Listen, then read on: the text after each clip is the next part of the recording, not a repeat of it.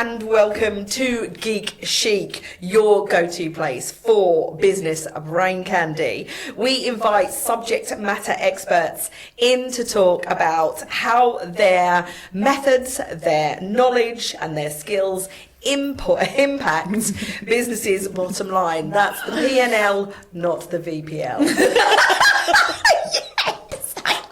Right, you've got to love that every single time.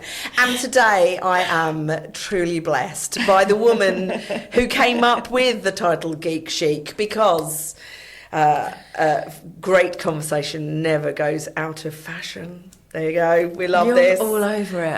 Totally all over I this. love this. Look at me trying to just subtly get my cool socks in. My legs just getting higher and higher. I'm like... And this is going to be an interesting ride, because the amazing Kate Gathard is the founder and owner of Elysian Services, HR and business consultancy. That was so cute. And she's just turned 2. And the crowd went wild. So 2 years in business, a milestone, my love. Thank you, darling. Toad's doing this.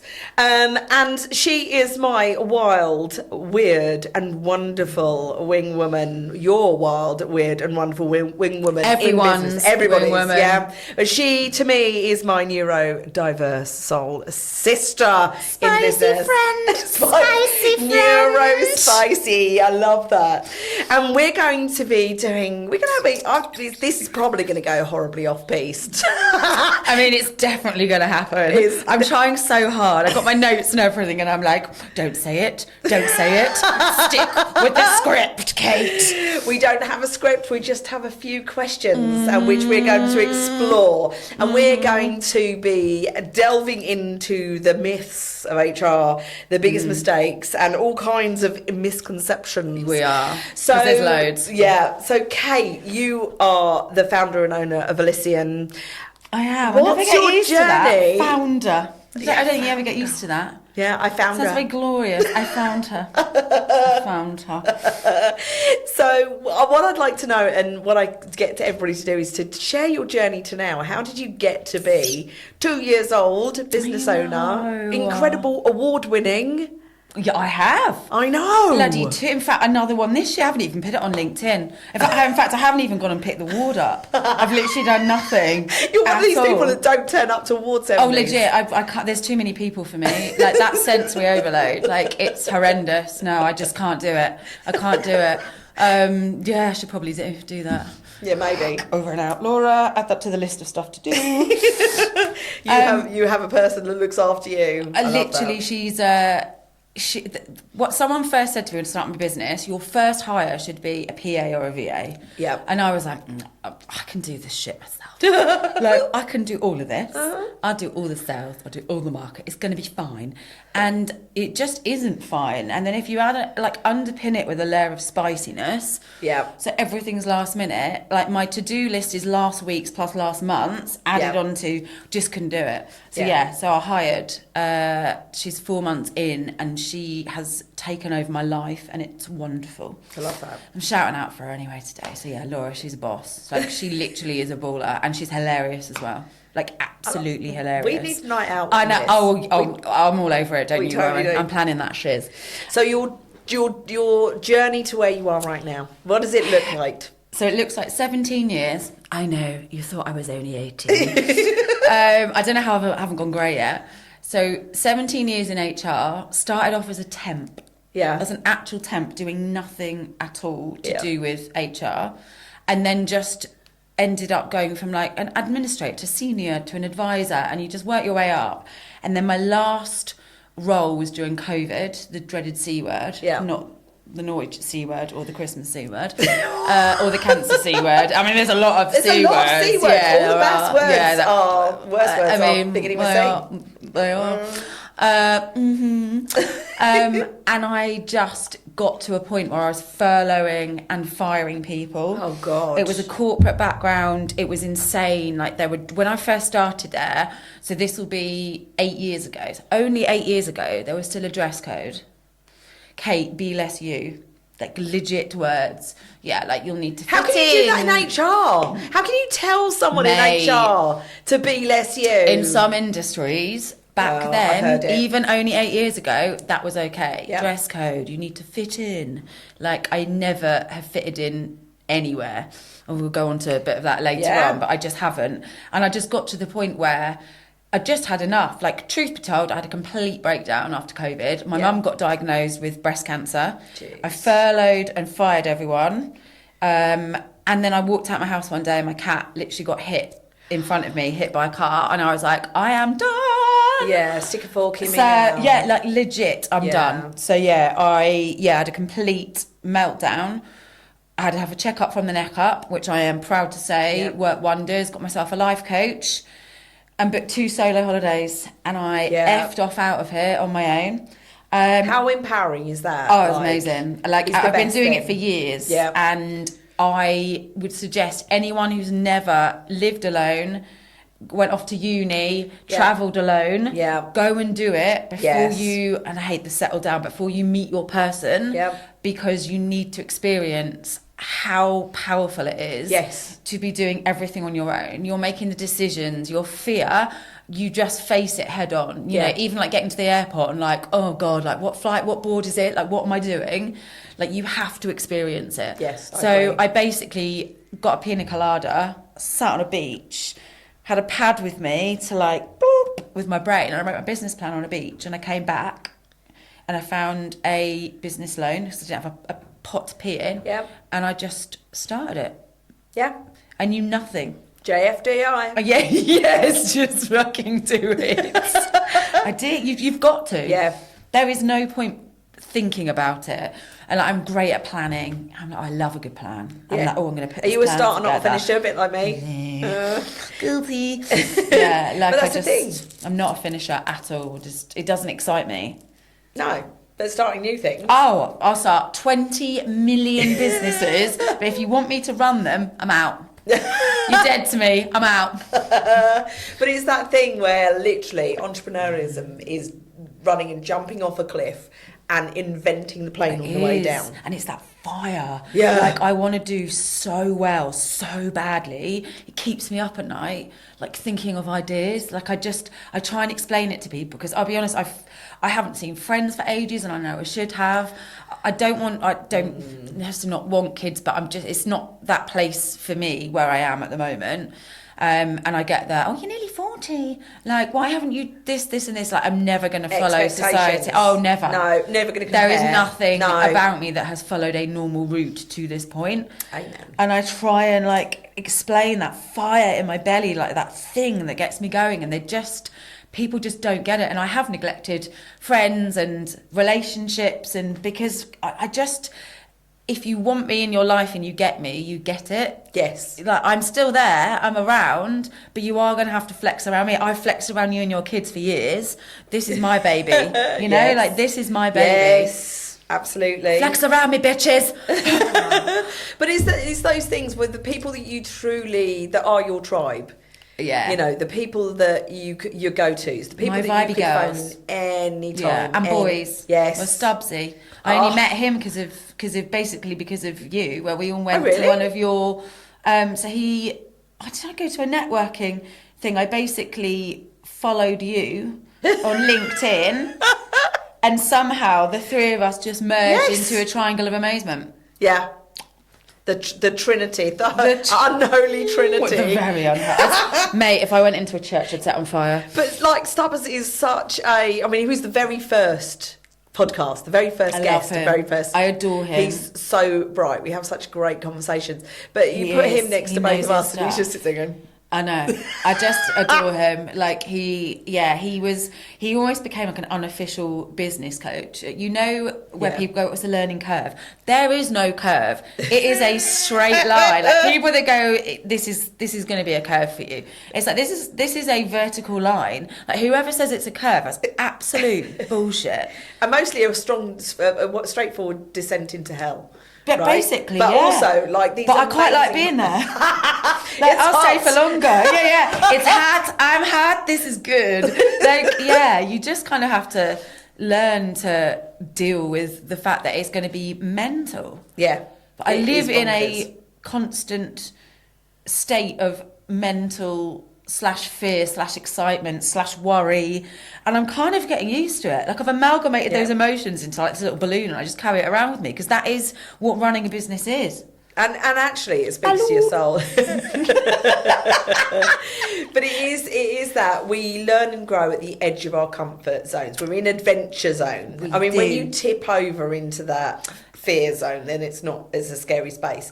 But it's about living it's on where that you edge. achieve. Yes, it is. I always say that I do my best work with a tight deadline and my arse against the floor. Oh, 100%. Just 3 years ago, I wouldn't have done a podcast. I was saying to you earlier, so this has been my 5th podcast. I've done live radio. Amazing. I talked in front of 80 people at a gala. 3 years ago, I went to go to, and this is complete truth because you never get anything else from me.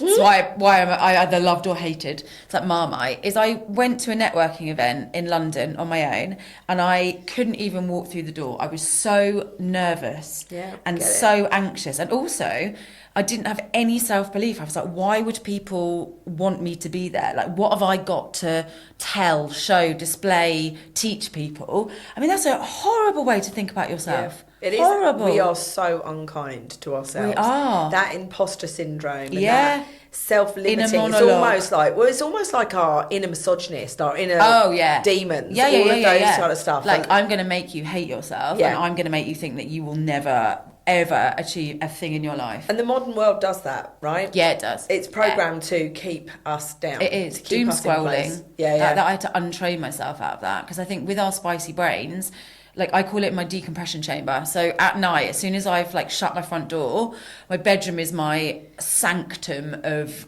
I won't answer my phone, I won't respond back to anyone. I need to just be. I need to be still, and sometimes I don't even listen. There's nothing even on my phone, or I just need the quiet, like in my brain. If that makes sense. I use gong baths and sound frequencies and stuff like that. Oh yeah. Just because you just need to those thingies. Yeah.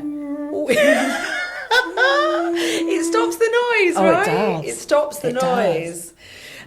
So you're now 2.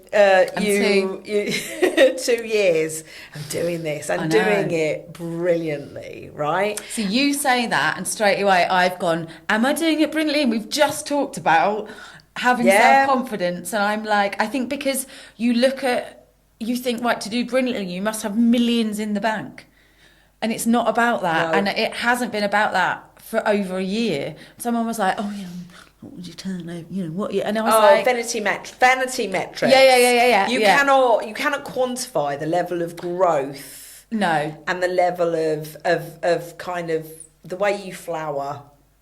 In spaces in Adventureland, right? The way you learn and grow and embody, and like it is literally this growth journey that you have, and it's not for everybody. It isn't for everybody. It isn't. But for people like us, and that the neurospicy, we are unemployable. I mean, fundamentally. I would not employ me, and I have to look after other people's humans. I am completely like I probably would, just because I love a ride. Yeah, for shits and gigs. Doesn't mean I do the job well. What do you want me as, the company clown walking around? You know what? We get shit. We do get shit done, but it will be the day before the deadline. In our hyper focus, the day before the deadline. Yeah, you'll get 2 days out of me a month. If you're lucky. But and it's about building those things. And I mean, we're both now. I mean, I'm scaling. I'm assuming you're scaling, but we're having a look at how to do that. So I'm going to download your brain over lunch. You totally are. I'm so excited for this conversation. I cannot tell you. This is episode 6. I can't believe that we've waited 6 episodes to be able to do this. So the first topic, because we've gone down a massive rabbit hole, which I knew it's an important rabbit hole. It is how do we get We are instilling wisdom. Can you imagine? It's like people actually listening to this. Could you ever imagine? Because I've got complete stage fright, right? People don't know this. Shut the front door. I have crippling stage fright. Like, so much so that, but all of this sort of stuff is really, Really? yeah, literally. I use it in that, like, 2 lies and a truth thing. I have crippling stage fright. So much so, I'm all right speaking my own words, speaking my own truth. I can do that. The 2 lies and the truth. The only one I know is on the dating app. Still single. Can't think why. I found my person, but she's as bonkers as I am. But yeah, so I've completely forgotten. So yeah, but speaking somebody else's words, singing in front of, it, like, all of that fills me with, I'm literally feel physically sick. When I do my events, my sales clubs, which I love. When you stand up, because I came to the one, when you're standing up talking, do you get Yeah, the first 3 minutes is like hell. You hide that so well. Masking. Yeah. It's 58 years of masking. Yeah. Right? 58 years of not being able to be me. This space, this time, Sales Geek, I am the most accepted. I'm a weirdo, right? We're both weird, wild, and wonderful women, right? And we're not sheeple. No, we're not sheeple, and we're not everybody's cup of tea, and that's okay. No. Yeah, and that's okay. I've got my pink but don't hair and my chastise me tattoos for it. Where you feel people like, yeah, and I'm like, don't me, just don't come near me. Yeah, but thing is I'm bloody brilliant at what I do. You are. Right, I am bloody brilliant at what I do. My 7 personalities can second, third, fourth, fifth, 7, 8, and 9. That. Love that.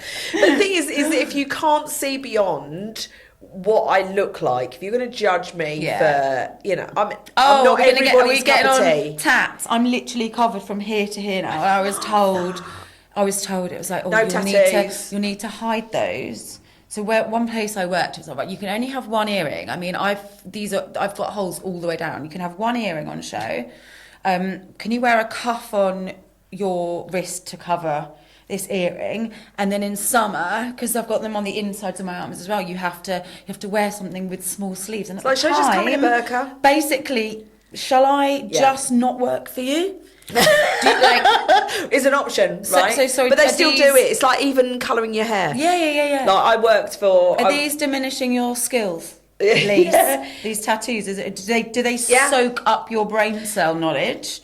I'll tell you something really, really interesting. So I've worked with all kinds of people and all kinds of massive corporate giants, the KPMGs, PwCs, Baker Tilly, Baker McKenzie. All I've worked with, networked, and all of that. And I always thought that my bright red hair. Careful because it's accountancy as well, because we both do the same. And I was like, I'm not going to say who, but it's the accountancy industry, old school. They used to be horrendous. Yep. Still had a dress code. Like you have to wear a tie. And they'd all do. But do you know what I found? So I thought it would be a massive problem. I literally bright red hair for 9 years that I hid behind mostly. But and tattoos and although most of them were covered up. And I used to go into these places. They go, oh, you're the lady with the red hair. Right? And because I was completely outside of their normal thing, they thought I was so successful that the rules didn't apply to me. And it actually worked my favour. Rather than working against me. Because they're like, the rules don't apply to you. You must be amazing. Standing out. I don't have to comply. No, you don't. And standing out now is what gets you seen. And whether that's because the industries have changed, we're a lot more modern with our approaches, or even, to be honest, I think the economy has had effect on it. Because if you don't stand out, you're not seen. If you're not seen, no one knows about your business. And if no one knows about your business, you don't have a business. No. Absolutely, just well, we're noisy. You can speak for yourself, darling. So we're going to go and do some. We're going to go into some professional conversations. Okay, let me get my professional shim. Yeah. Okay, I'm ready. So we're going to go into. It is like you are really outspoken about dispelling the myths of HR. So what are the things that people should know? What are the myths? There's going to be eye rolling. Right? From you? Oh, there's going to be eye rolling. Oh, so the dystopian view, like we were talking earlier, and I said if I could change the terminology HR and the acronym. Human resources. Oh, God. So human remains. Oh, yawn. Fun police. Yawn.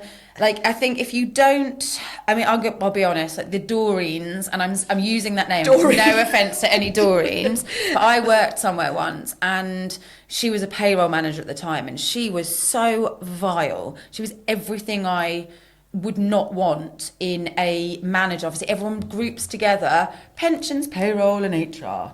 They are, and they used to group together recruitment as well. Just hit that. I get told off for that. No, you won't. Everyone used to group it together, and they're 4 different disciplines. Yes. I am absolutely shite at calculations. Give me redundancy figures, I'm good because I'm following a process. Yeah. But I'm not an accountant. No. You know, I'm lucky. I found finally I'm on my 3rd amazing accountant, because they just but if they don't work for you, and they're not helping you, then and what I mean they're not working for me is in if what they're doing doesn't make me understand what I'm supposed to know about my business. I've never done this before. Yeah. 2, I've never done it before. Rookie. At 100%. Yeah. I am a complete novice. I'm learning as I go from other experts, from reading. You know, I'm learning it myself. And I think if you don't have those people around you, so like for my Doreen comment, you know, I just completely got, I think, to be honest, if I hadn't have had so much a mouth on me, if I'm honest, at that time to push back, I may not have ended up in HR at all, because people do have a really old-fashioned view of what we do. You know, it's like, oh, you just do filing, or you're called personnel, or you hire and fire people. That's all you do. You have no fun. Job?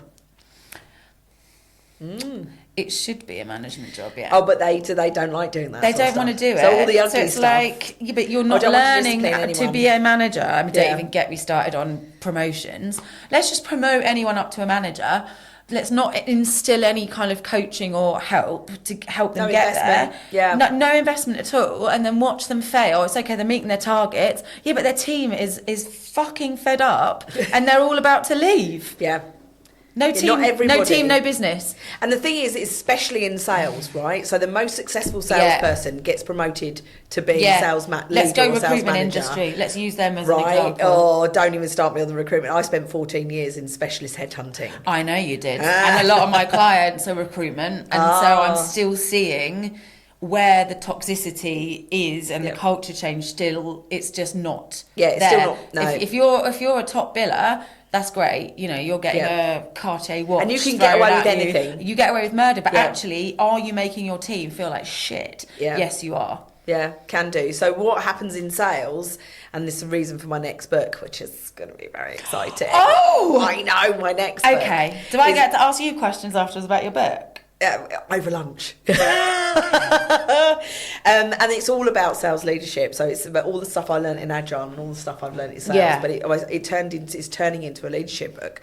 And the thing is, while we sit here, because I am. Yes, you are. I asked, but I was going to anyway. Yeah, do it. So it's about the people who bill the highest get put into the positions of management. They have no people skills. I mean, they are literally it's not mostly their fault. No, because it's the way they're wired. They are wired to be resilient, and to the most successful salespeople are people who have fairly little empathy and have the level of resilience where it doesn't matter if people get rejected. Their skin is thicker than mine. Like hats off to them. Yeah. But I do always think, when I'm brought into different industries and businesses of 17 years, your exposure it must be in over 20 different industries. Yeah. And you keep knowledge from all of those industries. Yes, you That's do. why consultancy is a perfect thing. Why people hire internally.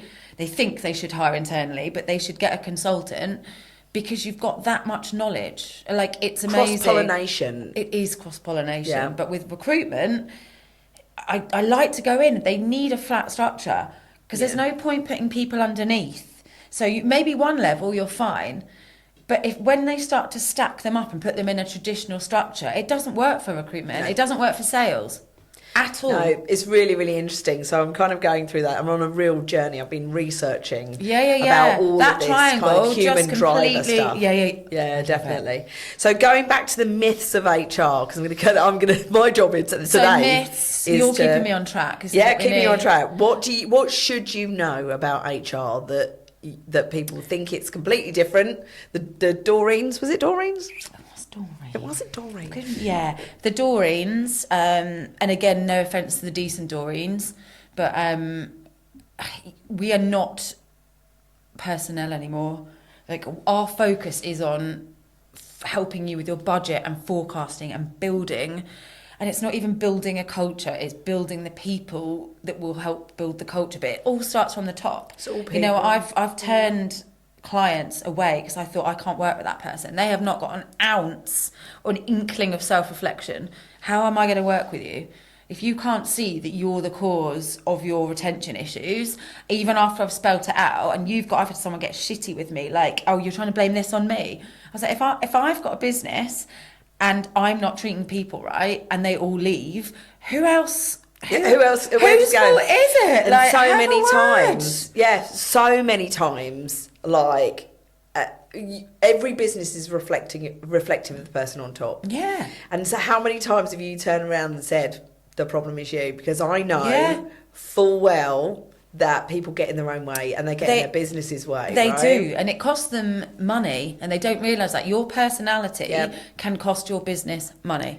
Yeah, so putting a protection layer in. Yeah. You know, and having your critical Have a buffer. friends. That's a critical friend. That is the one thing that we absolutely champion, is being a critical friend to that business.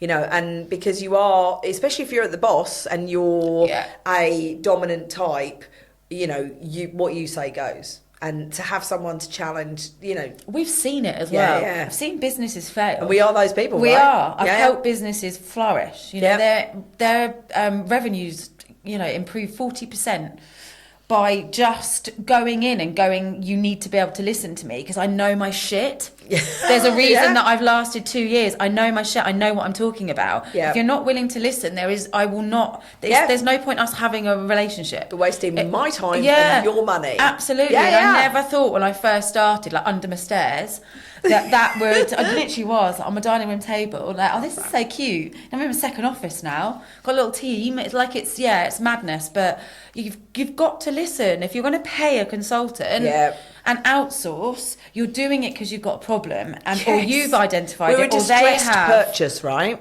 Yeah, we are. Yeah. And we're a service. You know, we're not a product. We're a service. Yeah. And that is hard for people to get their heads around, I think, sometimes. Yeah. But I mean, the dystopian thing. I feel like just tattoos, piercings, I say it as it is.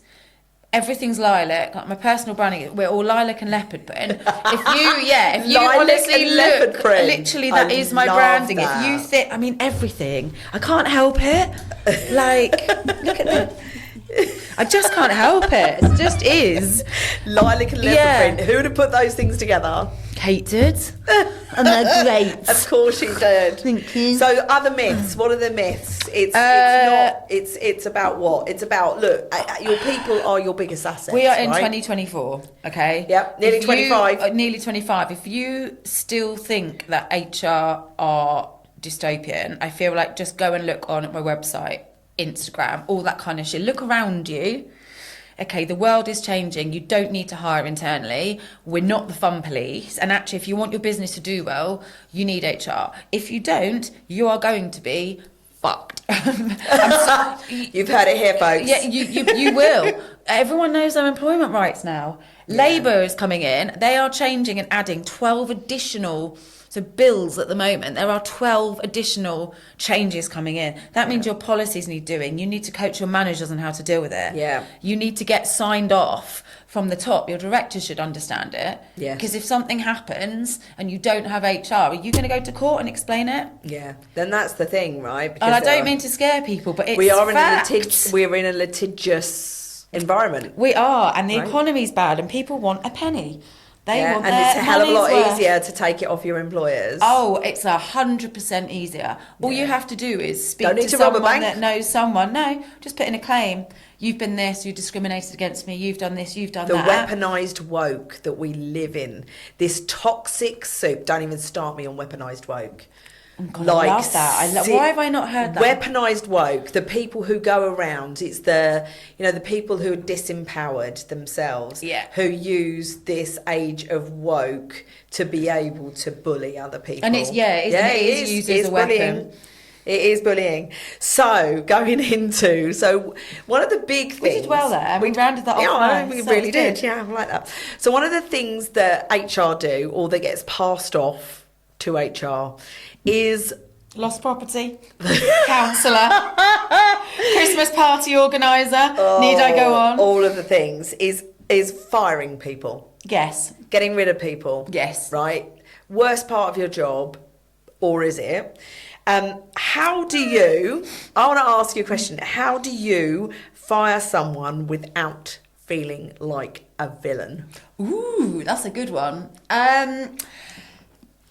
Do I love doing it? I tell you what, I think I am desensitised, and I have to be, because I have to be It's a tough impartial. thing. Yeah. You know, I am a trusted advisor, ultimately, and I have to be impartial. So I have to make sure that a client is safe and the employee is protected. Now, don't get me wrong. Yeah. 9 times out of 10 at the moment, unfortunately, it is the employee that has done something wrong. And Right. you look into, is it the client not coaching them properly? Have they not got a Yeah. good manager? Yada, yada, yada. I want to see a business do well. I want to see them make money. Yeah. And actually, if they've got someone toxic in, I will happily get rid of them. You know, don't wait 6 months for a probationary period to end. Get done. You don't have to. Yeah. Get as long as You know. as you know it's not right, and you know Yeah. performance, and you know personality matters. Yes, values. Hire on values. Yeah. Like if you it's like a relationship, right? It's Yeah. like a relationship. You have, if your values do not align, Yeah. right, hire right, then it's not going to work. Yeah, get It's rid. not- it's- It won't be like, right for them. They're not it's- going to be happy there. No. Just get rid. Same as Have a relationships. conversation with, I'm a fan of an off the record. So much stuff, all these, and then again, it's old fashioned, like, let's get the handbook and the policies out. As long as you know how to hold a proper conversation. And I mean, you always get advice if it's someone that might be a bit sticky wicket. But 9 times out of 10, they are a human. Yeah. Just go and talk to them and go, Suffering. you're not happy. Yeah. We're not happy. Instead of keeping you here for 6 months, just get rid, Set them free. Set them free. Because actually, if they're acting out in some way, then it's not the right environment, right? I It's know not. as soon as I get put into an environment where I feel uncomfortable, I act out. Oh, yeah. Like- I revert to toddler. I'm not sure I ever come out of toddler. Did she just stand perfect? Yes, I did. Because I'm angry. But you do act That's out. why I will high five you in the face with a chair. But it is a case of when we're stretched away from where we feel comfortable, there is this whole fitting in thing. Like it's about, is it laziness? Is it lack of opportunity? Is it lack of self-belief? Is it All of those. It's like, I don't think there is a single, and I've been fired a few times in my life, and with really good reason. I wear them with pride now. That's why we're unemployable. What's funny now is I do the settlement agreements where I've been settlement agreemented out before because I was just too much, because I was too outspoken. Too much. And it's like, I was too much. Yeah. Yeah. I've Someone been dare too tell me much. I'm too much now. I'm like, cool. I'll take that. Yeah. I'm going to be that too much woman. Yeah. Yeah, it's And look what too much has got me, my own business. Yep. So Preach. Yeah. I mean, effectively, I started my own business when I was 21 because I always knew that I could do it better than anybody else. Because I'm egotistic and arrogant at times, but also super smart, right? Yeah. And also, But you've got a good balance. Ego is only bad when it's used for power over someone else. Ego, when it's used to push you and boost, and because you know you can help a business, that is good ego. There are two very different. So any decisions, and this is what I say, I absolutely, one of the biggest learnings I've learned is any decision you make on your ego is going to be the wrong decision. It is, yeah. Like 100%. Yeah. That vanity and all of those things, like you head, make a heart, decision. gut, your ego goes over all of those three, and it's like no. Yeah, no, take that out, put that aside. Yeah. You know, and actually come from a place of love, light, and authenticity. Yeah. Because actually, we're good people. I balance brain and gut now. Heart's out of it. You know, this is very different business decision wise. So you kind of, if you amalgamate your head and your gut, I always find you come to kind of the right decision. I always follow my instincts now. It's like my instincts, and then it will work out why I'm feeling like this.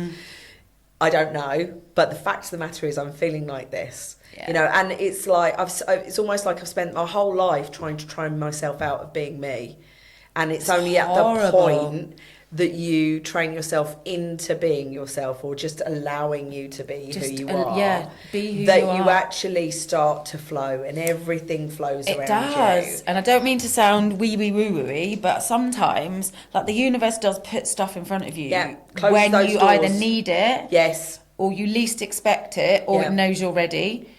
Because even if you slightly think you're not ready, but your confidence is boosted just that much, you go for it, and like you said, it just opens all the doors. So should I tell you how I got my first proper big client? Go on. It was literally, so I spoke to someone 6 years before I even thought about properly starting Elysian, and as a girly girl, purse gets a little bit old. I'm like, I'm going to treat myself to a nice new one. So you take all your old cards out. Anyway, from my little office under the stairs, you can see the recycling bin, and I was like, woof, and I lobbed it, and this card slid out, and I was like, oh my God, that was that guy I used to speak to. He's a proper full-on professional HR consultant. Anyway, gave him a ring the next day, and I was like, just thought I'd say hi. And he was like, brilliant, I'm retiring. Need someone to take this client. You'd love them, they'd love you. Bam. First client. Wow. Done. I know. Sometimes. Serendipity. And I think it's when you're ready to receive, right? I think the thing that I've found most difficult is receiving. You know, it's almost like I've had to fight for everything. I've fought for every sale. I've fought for every client. I've fought for every promotion. I've fought for every business. I've fought, fight. But the second that I've allowed... The second that I've gone, I deserve this. Yeah, it's exhausting. The masking and the fight. Yeah, that's exhausting. Yeah, like I feel like you age. Like mentally, it's draining. You mentally age because you're like, when does this ever end? But as soon as you let that slide, so actually, what's meant for me will come when I am myself. Yes, and it really does. It does. And it really, really does. It does. And finding the geeks and finding my tribe, who are incredible bunch of people. Like, if you're the smartest person in the room, you're in the wrong room. You know, but still, I like that. And it's just, you just suck up the vibe, the energy, it's just magical. I love it when you're around people that make you feel that good. That is one of the benefits of a business, is although I'm so solo as a director, I don't have a business partner. The people that I thought would be supportive haven't been. And the people I've never met before and I've now met are the ones who are like legitimately wanting me to do well. You know, some of my friends haven't even come to see, like, I'm on my second office. I've moved, it was tiny, and I've managed to upgrade to this amazing business office, and it's, they still didn't even see the first one. And for me, that matters. Because this is what I'm doing, and this is what... invest in you. Right? Invest time, interest. So going back to how do you fire someone without feeling villain? I think what we've come to is that actually it is about setting someone free. You know, and if you've come, certainly from your point of view, if you've sat down and you've looked at it and you've listened to listened to the business, listened to, you know, something is going wrong for that person. Yeah, and that's obviously a very easy, quick answer and an example. That's to do with your probationary period. But I think as long as you're honest and you've got the process right, and you fully, I guess, are aware that it also is a human being. Yes. You know, and you've done it right. It is. Right? It does get easier. And this is where managers need to be coached, but empowered as well. It's not HR's job to do it. We give you the tools to do it and we advise you, but you're not going to learn if you don't do it yourself. Your first, second, third, even hell, 10th one will be difficult, but it does get easier because ultimately you move on to bigger and better things, and that person does as well. Yes, they do indeed. Should we do a poll for how many times I hit the microphone with my nails? Because we're on about 11. Do you know what? I'm so entranced by you. I haven't even noticed. Thanks, babes. It's I only can. when you I'm point like that out. every time I do it. I'm like, stop doing it, Kate. Stop doing it. Do you know what? Is that actually what happens is people don't know. They don't even notice. I notice the noise. I'm annoying myself. I've got no spatial awareness whatsoever. Yeah, like totally I've hit my leg on the table about 8 times. Just I've learned. I'm a hot mess. I'm a feral princess. Someone said to me, "Cole, you're like a princess." I was like, "Oh, that's so cute." They're like a really feral one. I was like, feral, take it. Yeah, feral is the word that's been most used. Just got no fucks to give anymore. Like, I am who I am. Got lipstick on my teeth when I walked in here. I've got an itchy, weird gammy eye that just runs constantly. I'm like, it's what it is. Deal with it. And I think the one thing I've learnt, probably through meditation and yoga, is how to sit still. But I almost like plant myself. I don't know how you're doing it because I can't. My little leg's going because everyone goes, "Oh God, are you anxious?" It's like, oh no, this pressure. is soothing me. I use pressure, so I'm pressing my knee, press my butt, I do press this with my thumbs. Yeah, and I sit there and I'm doing this, and oh God, are you okay? Are you worried? I'm like, oh, I'm in like literally in my best place right now. I'm like, it's stimming, isn't it? Basically, yeah, it is stimming. We find our own way to stim. So. The common misconceptions about what it is that you do. What are the common misconceptions? I think that we are there to create problems sometimes. I think the old-fashioned way was that, oh, you need HR to sign that off. Or, oh, HR will do that. Or you can't do that. Do you think there are like hospital passes? Honestly, I can't even tell you. So I was on a train once and I tried one of those remarkable, other brands obviously available. I tried one of those like digital thingies. Yes. It just doesn't work for me. I need a pen and a highlighter. Anyway, I was tapping away trying to make this thing work and making notes, and this guy was sitting next to me and it was a packed commuter morning train, right? And he sat next to me and I could feel his eyes. He was like bombastically side-eyeing me, and I was thinking, I'm going to have to say something in a minute because you're annoying me. You're really in my face. And he was like, what is it you do? And I was like, well, what is it you do? What is it you do? I was like, oh God, this could go on forever. I literally don't have time to mess around in life. I want to smash life. I don't have time for this. Like, at this time, I'm not getting back. So I was like, oh, I'm an HR consultant. And he went, fucking HR, in front of a very quiet train. Everyone's like plugged in, like decompression before you get into, into the city. Fucking HR, God, you're the most hated department. And then he got up and he just walked off. And I was like, sorry, what just happened? Like, what just happened? Why did he even try and talk to you? I have no idea. Like, what was going on for him? Well, my 3 things were, you've either done something wrong and you've been fired. And again, classic is, oh, HR have to do the firing. No hands. It's like, that's your job. We'll help you do it safely to take your business out of risk. It's not our job. He obviously had either been fired, got in trouble, or maybe I was in my head, I was like, has he got an ex that was in HR? And so now there's like that link, so then you're building a story around forever. This. Oh, yeah, completely. Like, in my head, his name's like Derek. He's like, I don't know, in his 50s, and he's really like old school, and like we're seen as like the devil. But yeah, made this whole, just literally in front of everyone on the train. Like, you're the everyone effing hates HR. You're the most hated department. Wow. Yeah, he launched a missile at you. Oh, didn't he was, yeah. He chose violence that morning on that train. He was like verbally, he'd had enough. So, but yeah, yeah, Well, we are wish him hated. well. It's really wish you well, Deza. You are seen as this old-fashioned. They don't realise that we can be the difference between helping your business grow and you losing your business. And again, that might be. And it's not an ego thing. I have done this for 17 years. You know, I've turned businesses around. I've saved businesses. You know, and I'm speaking for other HR people, we're so fed up of being classed as this, like, oh, you're a stopper for us to do this. You are just policy and process. You know, you are old school. Oh, God, fun police. You know, it's just boring. Like, get a new record. It's so boring. I'm bored with it.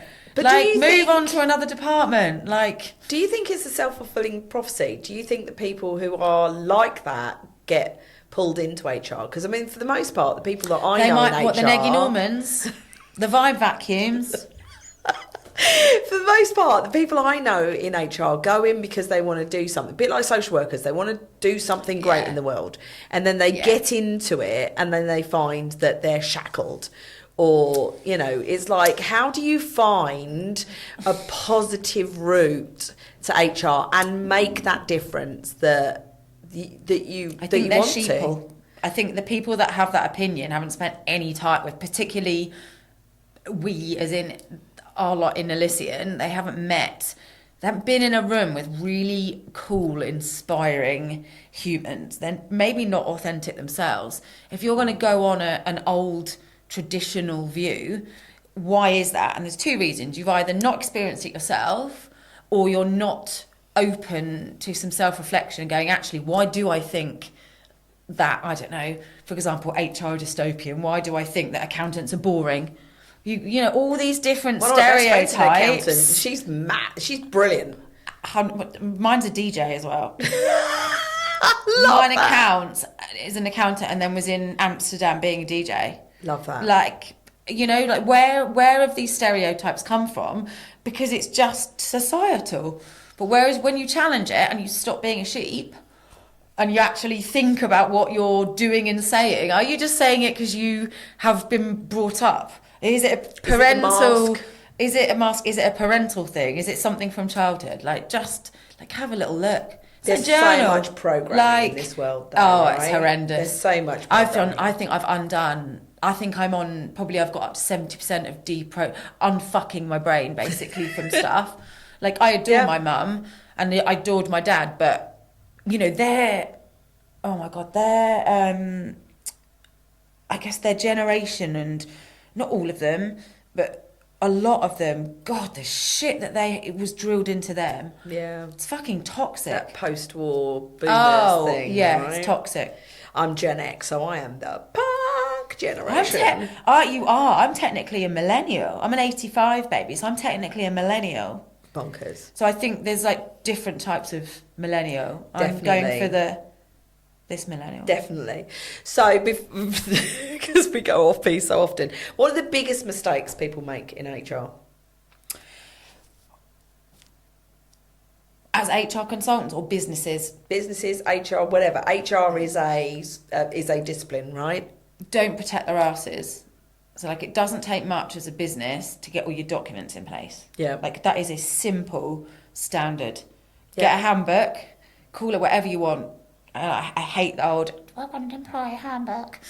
Like, have a culture pack, have a freaking... It's an operations manual, right? Like, it's a system. Yeah, call it whatever you want, but just make it easy to access so your managers know what they're doing, and cover your asses with your contracts. It's as simple as that. Doesn't take much. Literally, we do like a BBB. It's a business beginners bundle, and it flies out the door because you don't have to do anything. Just do it all for you. Done. Got it. Love that. That's all you need to do. But that's why you outsource stuff. All you want is someone else to do. You don't need HR. The stuff that isn't your bag. Yeah. Like, you don't need to. Like, is it keeping you up at night, having to do something with a human being? Like, just outsource it. Like you said, you don't need to have 20 employees to outsource. You can still outsource. One of my clients has 100 employees.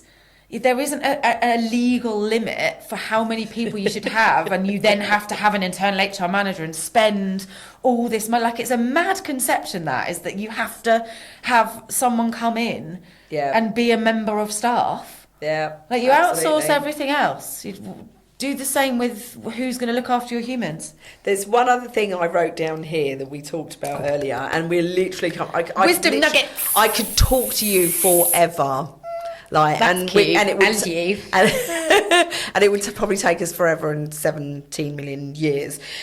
Quiet quitting is a term that you talk to me about. Quiet So you quitting. bring this one up. really succinctly, because we're God. coming to the end. Okay, so in a nutshell, I hate the whole trendy, like, oh, we're going to call it quiet quitting now. I think that if you have checked out of something before, your company should know, the manager should know. If you're... The signs are there, right?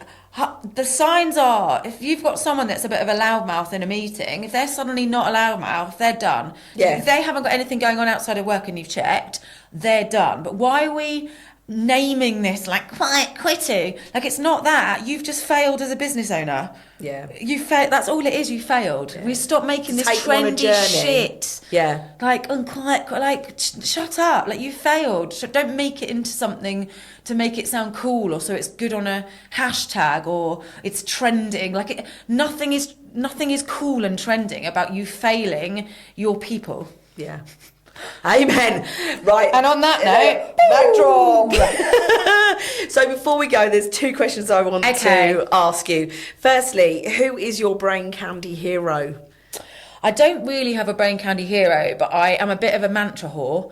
And Vex King is... Vex King? Yeah, is just an epic human. And he writes books, and he's now big on socials, but I was reading into his stuff before. So Vex King, I'm not even going to go into it. He's just a man that speaks sense. Look him up. That's all. Just honestly, sense. just look him up. I'm totally looking him up. I feel like I've been so focused on making myself better. I don't have an influence at the moment. Like, as contrite as it come sounds, back to yourself, I'm right? just Me. being me, and I'm self-reflecting, because if I'm not learning, I'm not growing. If I'm not growing, I'm not being the best person I can. If I'm not being the best person I can, I can't smash my business. And that's all genuinely I give a shit about these days. I love that. Yeah, and that doesn't mean I'm working 20-hour days either. No. So I've got that balance back. I burnt out in November. Ambulance got called. They were like, is there any stresses in your life? I was like, no, everything's fine. Anyway, I got so poorly. I was like hallucinating. I had a temperature and everything. Yeah, I thought there was flies around me. Happens. It happens. Yeah, that's apparently I was doing blood this. pressure. Yeah. Yeah, it was my blood pressure. So before we disappear, is there a profound piece of advice or wisdom that you would like to share with the people watching and listening to this? I'm just going to go back to my 3 Ps. Okay. And this was an entrepreneur. I hate that term, but a passionate person who wants to smash life. It's basically us. Yeah, that is us. 3 Ps are profit, purpose, and peace.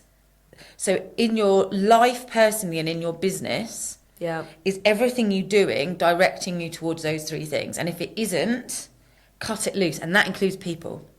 Yeah, I find it so easy now to just if you're not bringing it, and the same if I'm not doing that for you, cut me out. Yeah.